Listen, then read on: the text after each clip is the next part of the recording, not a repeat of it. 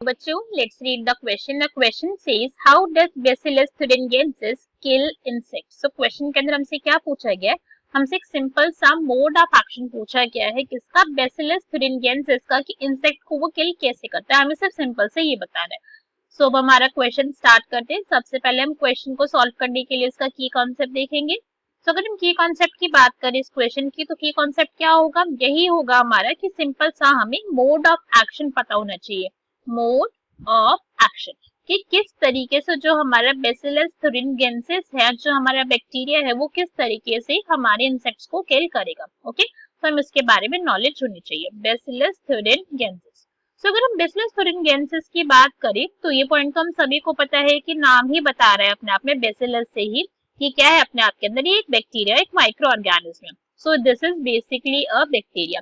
ये बैक्टीरिया है और हम इसको किस तरीके से यूज करते हैं हमारे क्रॉप फील्ड में, एज बायो कंट्रोल एजेंट के तरीके से यूज करते हैं। ठीक है, bio control agent. Bio control agent क्या होते हैं, बायो कंट्रोल एजेंट वो ऑर्गेनिज्म या वो एनिमल्स या कुछ भी वो लिविंग थिंग हो सकती है जो हमारे क्रॉप के अंदर पेस्ट की या फिर किसी पैथोजेनिक डिजीज के हमारे क्रॉप्स को बचा रहे हैं। ऐसे ऑर्गेनिज्म का या फिर ऐसे माइक्रोब्स का यूज करना ताकि हमारी क्रॉप्स बच सके। सो अगर हम बैसिलस thuringiensis की बात करें तो बैसिलस thuringiensis की एक प्रॉपर्टी है कि वो क्या करते हैं, प्रोटीन की जो है वो सिंथेसिस करते हैं।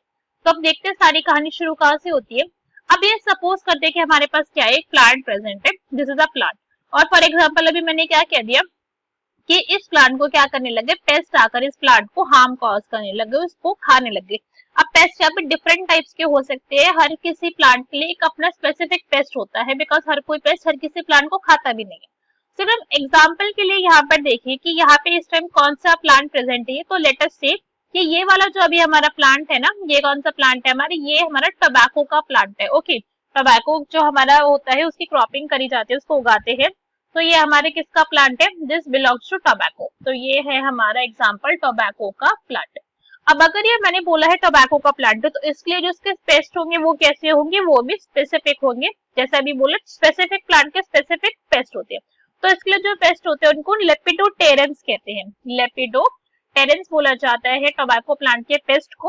और एक एग्जांपल की बात करें हम लेपिडोप्टेरेंस की, तो इसका क्या एग्जांपल हो जाएगा, इसका एग्जांपल होते हैं बर्ड वर्म्स। ठीक है, बर्ड वर्म्स जो होते हैं वो हमारे लेपिडोप्टेरेंस के एग्जांपल होते हैं। सो अब यहाँ पे सब कुछ होता कैसे इस पॉइंट को, जैसे आपने स्टार्टिंग में अभी बोला था कि बैसिलस thuringiensis क्या करता है, एक प्रोटीन बनाता है। अभी बोला था हमने कि एक प्रोटीन के सिंथेसिस करता है, ये इसकी कैरेक्टरिस्टिक है जिसके वजह से, जिसका यूज करके हम हमारे इंसेक्ट की किलिंग करवाते हैं। तो इसने क्या बनाया, इसने बनाया एक प्रोटीन। अब यहाँ पे हमने इस पॉइंट को हाईलाइट करा है क्योंकि सारा का सारा जो काम होगा वो प्रोटीन के थ्रू ही होता है। बैसिलस thuringiensis की किलिंग के अंदर वो किस तरीके से किल करता है। तो ये जो प्रोटीन है ना, ये बैसिलस thuringiensis के अंदर इस प्रोटीन का नाम क्या होता है, इस प्रोटीन का नाम होता है क्राई प्रोटीन। ठीक है, क्राई प्रोटीन होता है इस प्रोटीन का नाम।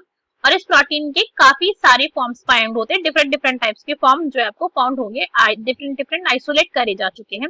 तो जो फर्स्ट प्रोटीन जो हमारा यहाँ पे एग्जांपल की बात करें तो फर्स्ट होता है क्राई IAC प्रोटीन। ठीक है, फर्स्ट है हमारा ये वाला टाइप।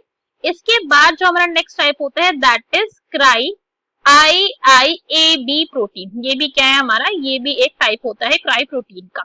ठीक है, और यहाँ पे जो पॉइंट हमको ध्यान रखना है कि यहाँ पे जो C है वो हमारा स्मॉल c होगा। ठीक है, ये याद रखना। और यहाँ पे जो IAC है, IAC वाला जो टाइप है वो टोबैको प्लांट के लिए हम यूज करते हैं, टोबैको प्लांट के पेस्ट को किल करने के लिए। तो ये C हमारा यहाँ पे स्मॉल रहेगा। अभी जो क्राई प्रोटीन है ना, क्राई प्रोटीन क्या होता है, ये अपने आप के अंदर एक टॉक्सिक सब्सटेंस है। क्या है, this is toxic in nature. Toxic in nature मतलब कि किसी चीज को आपको हार्म पहुंचा सकता है, आपको किलिंग करवा सकता है, किसी न किसी चीज की किलिंग करवाएगा। टॉक्सिक मतलब किसी चीज के लिए जहरीला है। बट ये बैसिलस को क्यों कुछ नुकसान नहीं पहुंचा रहा है, क्योंकि बैसिलस की बॉडी के अंदर ही इनएक्टिव फॉर्म के अंदर प्रेजेंट होते हैं। कैसे प्रेजेंट है ये, अभी वहां पे ये प्रेजेंट है इनएक्टिव फॉर्म के अंदर, अभी वहां पे बैसिलस को कोई नुकसान नहीं पहुंचा रहा, हमारा बैक्टीरिया आराम से। तो यहाँ पे होता क्या है, अगर इस पॉइंट को हम समझें कि यहाँ पे जो है ये क्राई प्रोटीन जो है, अगर आप यहाँ पे मान ली कि ये जो बैक्टीरिया है कहाँ पे प्रेजेंट होता है, हमारे टोबैको प्लांट के रूट्स में प्रेजेंट होता है। ठीक है, उसके रूट्स में प्रेजेंट है। सो जैसे ही अगर हमारे पेस्ट ने इस टोबैको प्लांट को खाया, तो अब बिकॉज यहाँ पे हमारा बैक्टीरिया भी प्रेजेंट है, तो क्या हो जाएगा, हमारा बैक्टीरिया भी पेस्ट की बॉडी के अंदर चला जाएगा। सिंपल सी बात है। सो अब देखते हैं यहाँ पे पेस्ट की बॉडी के अंदर क्या क्या चीजें होने लग गई। जैसे पेस्ट ने क्या करा, हमारे बैक्टीरिया को इनगल्फ करा जब क्योंकि उसने प्लांट खाया। तो ये हमारा पेस्ट इन। अभी पेस्ट की बॉडी के अंदर क्या आ चुका है हमारा बेसिलस thuringiensis भी बैक्टीरिया ने एंट्री मार ली है। ठीक है, यही से कहानी की शुरुआत होती है, कहानी का हीरो एंटर कर चुका है। तो भाई बैक्टीरिया तो वही काम करेगा जो उसको करना था, उसने बनाया प्रोटीन, क्राई प्रोटीन बनवाया, क्राई प्रोटीन में IAC वाला बनवाया। ठीक है, सो अब इस प्रोटीन को क्या था, प्रोटीन अब तक ये कैसा था, इनएक्टिव फॉर्म के अंदर था, बैक्टीरिया की बॉडी के अंदर। तो ये प्रोटीन कैसा था, इनएक्टिव था, इसको क्योंकि वहां पे जो एनवायरमेंट था वो अलग था। मगर अब ये जो प्रोटीन है ये हो जाता है एक्टिव। क्या हो गया है, अब ये प्रोटीन हो चुका है एक्टिव।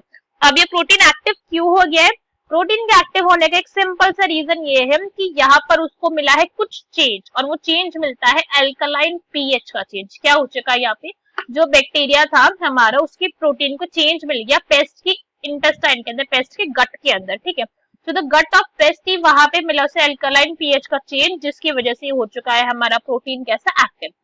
तो ये एक्टिव हो गया।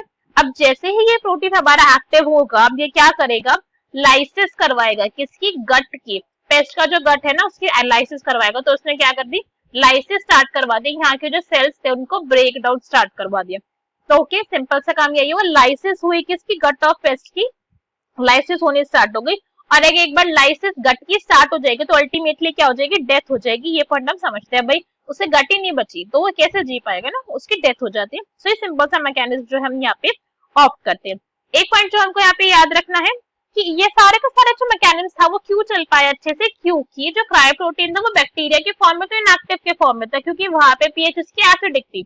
मगर जब वो पेस्ट के अंदर एंटर करा तो वहां पे उसको एक एल्कलाइन पीएच मिली और वो कैसा हो चुका है, अब वो एक्टिव फॉर्म के अंदर आ चुका है, जिसकी वजह से यहाँ पे पूरी की पूरी किलिंग चली है हमारे इंसेक्ट की। और हमारा प्लांट कैसा हो गया, हमारा प्लांट को हमने बचा लिया, हमने उसको पेस्ट से बचा लिया, हमने उसको पेस्ट के लिए रेजिस्टेंट कर दिया। क्या कोई सी भी तरीके का पेस्ट आ जाए, जैसा मर्जी पेस्ट आए, हमने क्या कर दिया, हमारे प्लांट को बचा लिया कि अब जो है हमारा प्लांट बच जाएगा।